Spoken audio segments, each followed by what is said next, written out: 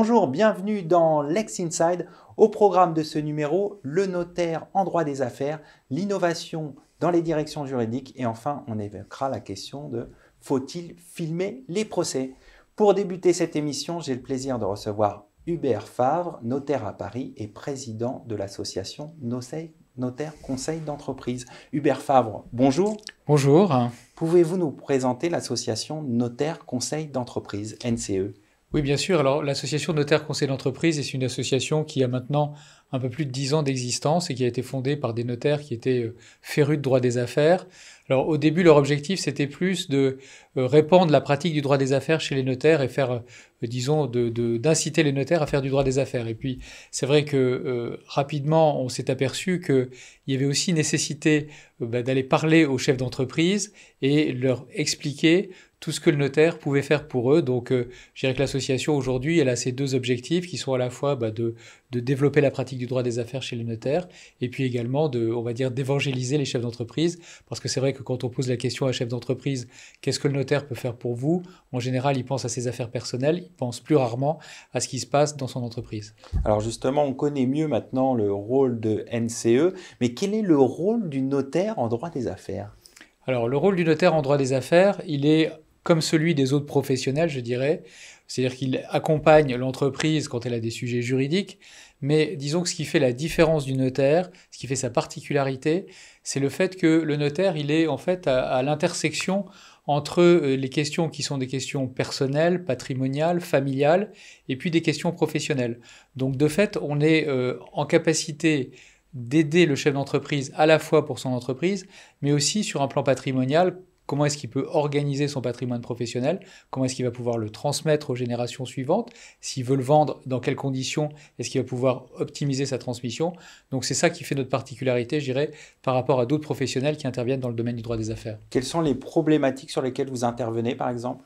Bien, on intervient alors en ce qui concerne le dirigeant, on intervient sur sa protection, on intervient sur son statut matrimonial, parce que souvent on peut avoir des mauvaises surprises quand on est marié sous le régime de la communauté, qu'on a créé son entreprise et puis que par malheur on divorce, eh bien on se retrouve à devoir donner la moitié de l'entreprise à son conjoint, et là ça peut poser des problèmes. Donc ce sont ce genre de choses qu'il faut anticiper.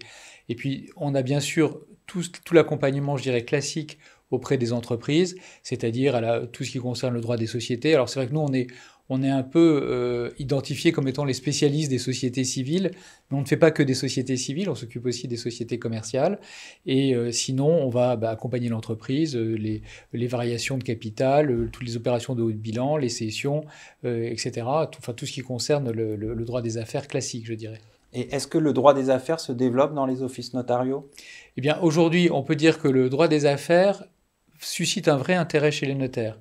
Et ce qui a été d'ailleurs assez, ce qui nous a, disons, intéressé, c'est que avec la réforme de la loi Macron, vous savez que le nombre de notaires a augmenté dans des proportions très importantes. Et c'est vrai que les notaires doivent réfléchir à ce qui est leur projet d'entreprise et comment est-ce qu'ils vont développer leur propre entreprise notariale. Et c'est vrai que le droit des affaires offre un vecteur intéressant de développement pour les notaires, parce que ça leur permet d'être en contact avec des clients qui ont des problématiques à la fois personnelles et puis des problématiques de droit des affaires. Donc c'est vrai que ça suscite un intérêt. Alors, c'est vrai aussi, nous aujourd'hui, nous sommes, dans notre association, nous sommes 235 études. Donc par rapport au nombre total des études en France, c'est vrai que c'est pas un chiffre considérable. Néanmoins, c'est 235 notaires qui sont répartis sur l'ensemble du territoire et qui sont en capacité justement de répondre aux chefs d'entreprise sur leurs questions de droit des affaires. Donc c'est ça qui, aujourd'hui, attire, je dirais, des nouveaux adhérents et des nouveaux notaires qui veulent se lancer dans l'aventure. Revenons à Notaire Conseil d'entreprise. L'actualité, c'est votre campus digital que vous lancez auprès des étudiants en droit. Pouvez-vous nous en parler? Oui, bien sûr. L'année dernière, en fait, au moment du confinement, quand il y a eu le confinement dit strict, on a ouvert nos formations à l'extérieur. Au début, quand l'association a été créée, en fait, l'idée c'était d'aider les notaires à se former en droit des affaires. Et donc, dès le départ, ça a été fait sous forme de webinaire, ce qui était assez novateur. Et du coup, on a en gros 18 formations chaque année sur le thème du droit des affaires à destination des notaires. L'année dernière, on les a ouverts aux notaires non adhérents et à toutes les personnes qui voulaient s'inscrire. Et on a eu un énorme succès, puisqu'on a eu plus de 1600 personnes qui sont venues se connecter sur nos formations.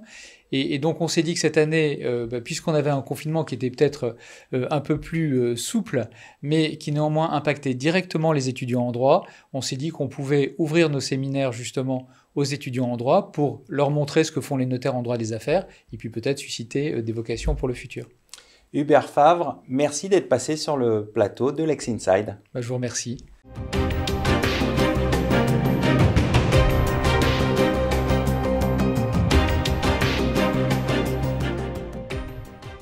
Vous êtes toujours dans Lex Inside. Faut-il filmer les procès? On en parle tout de suite avec Basile Adair, avocat associé au sein d'Auguste Debouzy. Basile Adair, bonjour. Bonjour. Alors, filmer les procès, c'est une des propositions phares du garde des Sceaux, Éric Dupond-Moretti, qui entend faire avec cette proposition de la pédagogie. Qu'en pensez-vous? J'en pense que du bien, s'agissant en tout cas de cette proposition-là, dans ce projet de loi. C'est quelque chose qui est dans les tuyaux depuis un moment, mais qui méritait d'être enfin mis en œuvre. Et donc, j'y suis absolument favorable. Il faut que la justice se montre comment elle est rendue. Elle est rendue au nom du peuple français. Vous savez, depuis les temps immémoriaux, la justice est rendue, elle est toujours au centre de la cité, sur l'agora, au centre du village. Dans les pays anglo-saxons de droit coutumier, c'est nécessairement vu par tout le monde parce que ça doit être exemplaire, pédagogique, compris et accepté. Donc les juges sont sous les regards de ceux qu'ils représentent. Cette interdiction, elle est assez récente.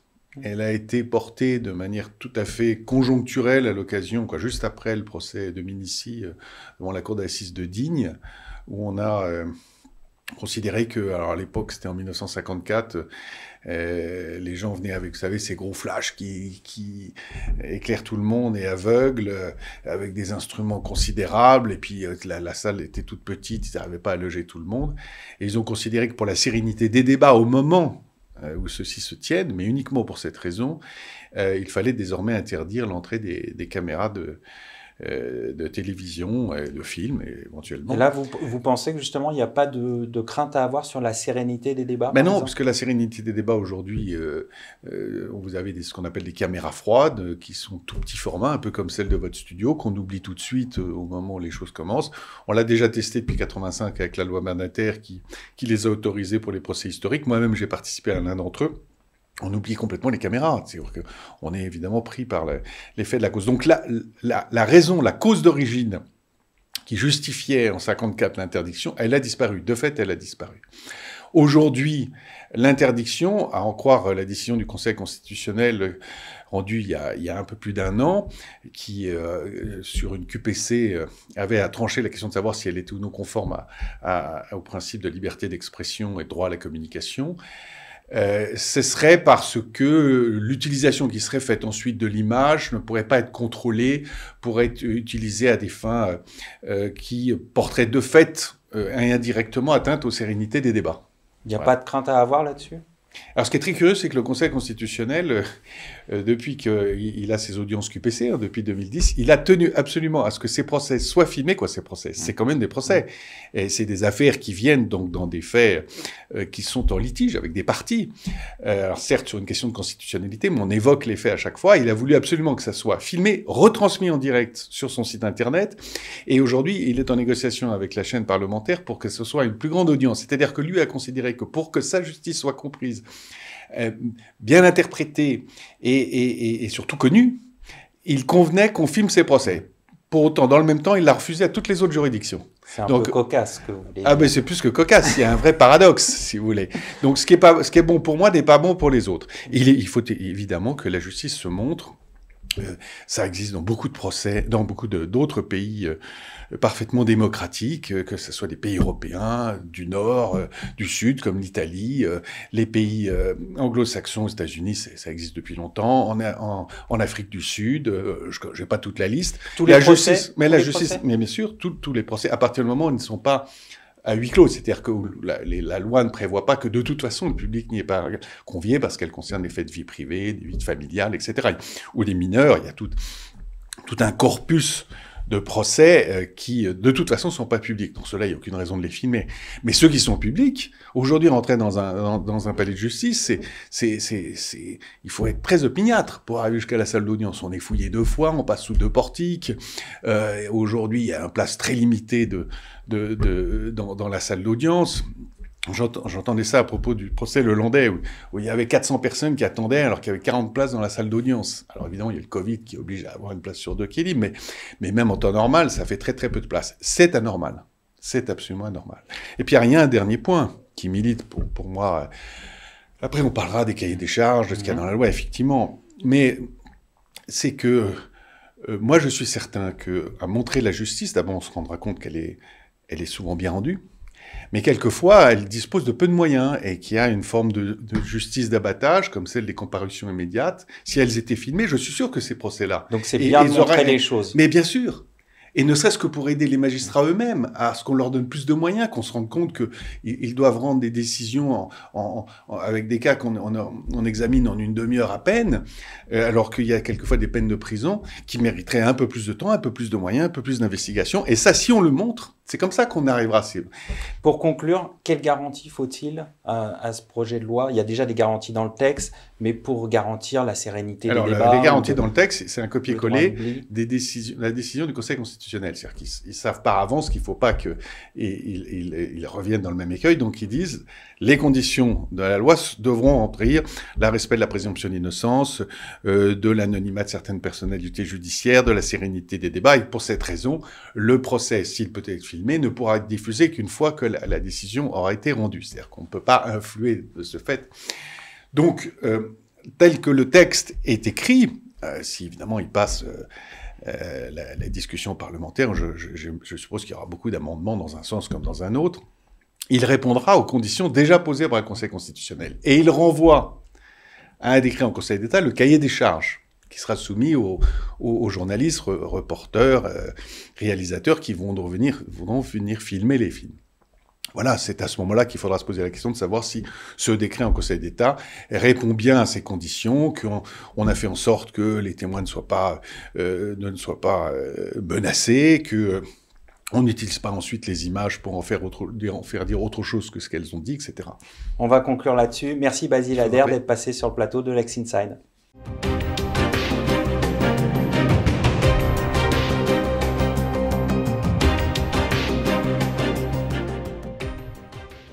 Vous êtes toujours dans Lex Inside, on va parler de l'innovation dans les directions juridiques. Et pour évoquer ce sujet, j'ai le plaisir de recevoir Christophe Roquilly, professeur à l'EDEC et directeur de l'EDEC Augmented Law Institute. Christophe, bonjour. Bonjour Arnaud. Alors, comment les directions juridiques appréhendent-elles la transformation numérique ? Eh bien, comme d'autres personnes, je pense, je ne suis pas un très grand fan de l'expression transformation numérique ou digitale. En réalité, la question, c'est de savoir comment les outils digitaux ou des solutions digitales peuvent être intégrés et s'inscrire pour une direction juridique dans la vision stratégique de son métier, dans ce qu'elle est fondamentalement, dans les missions qu'elle doit réaliser au service de l'entreprise, dans les actions qu'elle va mettre en œuvre pour atteindre des objectifs. Une fois qu'on a dit ça, la question qui se pose, c'est de savoir comment est-ce qu'on peut définir l'apport que va avoir pour une direction juridique un outil digital par rapport à sa performance, son efficience et son efficacité. Alors il convient pour une DJ bien sûr de choisir l'outil, d'embarquer ses équipes, de convaincre, de motiver, d'accompagner, et puis une fois que l'outil est choisi, l'implémenter, accompagner encore, convaincre encore parfois, et puis parfois aussi se tromper. Pour conclure, je pense que le niveau de maturité des directions juridiques par rapport au digital, il est très variable, en fonction de la taille, en fonction de l'histoire, en fonction de la culture d'entreprise, en fonction aussi du budget, parfois. Mais il y a un point commun, qui est de ne surtout pas bondir sur un outil digital sans avoir déterminé pourquoi on veut le faire, avec quel gain de performance escompté, en quelque sorte, et pour terminer, ne pas partir par le bas si on n'est pas clair au niveau du haut, de la trajectoire et de la vision. Quelles sont les formes de l'innovation juridique?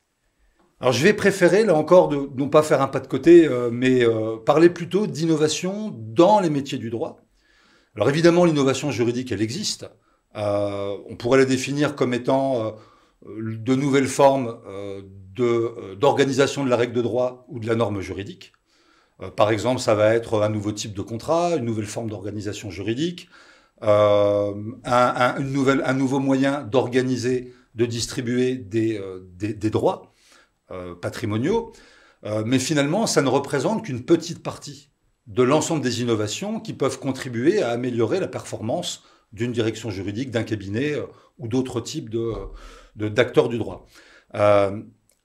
Alors, si on s'appuie un petit peu très rapidement sur les théories en matière d'innovation, vous avez les innovations incrémentales, ce sont les plus fréquentes, par petits pas, étape par étape, et puis les innovations dites radicales ou disruptives, qui sont plus rares, et en particulier dans le monde du droit. Alors par exemple, ce qu'on va pouvoir trouver comme innovation dans les métiers du droit, ça peut être comment distribuer de façon différente ces solutions à ses clients, mettre en place de nouveaux process, organiser différemment ses équipes. Donc il y en a comme ça un certain nombre, et l'objectif c'est que de toute façon elles contribuent toutes à améliorer la performance de l'organisation juridique qui fait le choix de l'innovation. Donc on a vu les différentes formes d'innovation juridique. Quels sont les freins à l'innovation? Il y en a un certain nombre. Je pense que le plus important, il est d'ordre psychologique. En fait, les juristes, et j'en fais partie, nous n'avons pas été formés, entraînés, éduqués à nous tromper, à accepter l'erreur. On n'aime pas ça en général. Or, innover, évidemment, c'est prendre des risques, c'est accepter l'erreur, accepter de se tromper.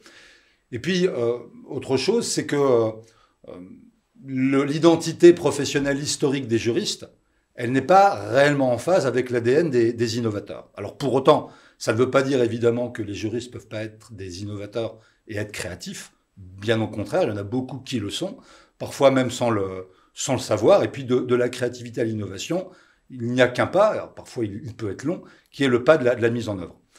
Ensuite, il y a d'autres freins qu'on va pouvoir trouver dans certains cas, qui sont assez classiquement le rejet, la résistance face à l'inconnu, face à ce qu'on ne maîtrise pas bien, et en particulier la technologie quand elle n'est pas maîtrisée dans une équipe. Ça peut être aussi une culture interne qui n'est pas tournée vers l'innovation, qui peut être une inhibition et qui va tuer dans l'œuf les envies d'innover et les objectifs de créativité. Et puis pour terminer, ces freins ils ne sont pas insurmontables, on peut les lever. La première manière de les lever, c'est la pression du client, qui va demander à ce qu'on agisse différemment, qu'on soit plus rapide, qu'on soit plus agile, qu'on soit plus efficace, donc cette pression externe. Et puis une prise de conscience interne, en observant ce qui existe sur le marché, en se disant, mais tiens, telle équipe juridique, tel DJ, tel cabinet, ils l'ont fait. Peut-être que nous, on pourrait aussi trouver notre propre voie, notre moyen de faire des choses différemment. Alors pour conclure cette interview, est-ce que le futur du monde du droit appartiendra aux juristes augmentés? Alors oui, il leur appartient déjà. Je pense qu'il leur appartiendra encore plus demain. Très clairement, le futur du droit, contrairement à ce que parfois certains peuvent dire, ça n'est pas la machine. La machine ou les algorithmes, ils appartiennent au futur du juriste. Et quelque part, in fine, au futur de leurs clients. Donc, de mon point de vue, le futur du droit et donc ce fameux juriste augmenté, c'est un expert du droit qui est proche de son client, qui a une vraie vision de ce qu'il doit lui apporter et la manière dont il doit lui apporter des services, des solutions, qui est capable de s'adapter, d'anticiper, de pivoter, d'être agile, qui est moins égocentrique que client-centric, qui préfère l'intelligence collective à l'intelligence individuelle. Alors évidemment, le juriste augmenté ou ce juriste du futur, mais qui est déjà présent et qui vient parfois dans vos émissions, dans le monde du droit ou dans l'X-Inside, c'est un expert qui est augmenté grâce à la technologie, qui a su s'en emparer, qui a su améliorer sa performance grâce à des outils technologiques, mais c'est aussi lui qui donne vie aux outils technologiques parce qu'il va les insérer dans sa chaîne de valeur de services juridiques. Et donc, le futur de la machine, en réalité, c'est l'homme et c'est l'expert du droit. On va conclure là-dessus. Merci Christophe d'être passé sur le plateau de Lex Inside. Ça fait un plaisir. Merci à toutes et à tous pour votre fidélité et à bientôt pour un nouveau numéro de Lex Inside.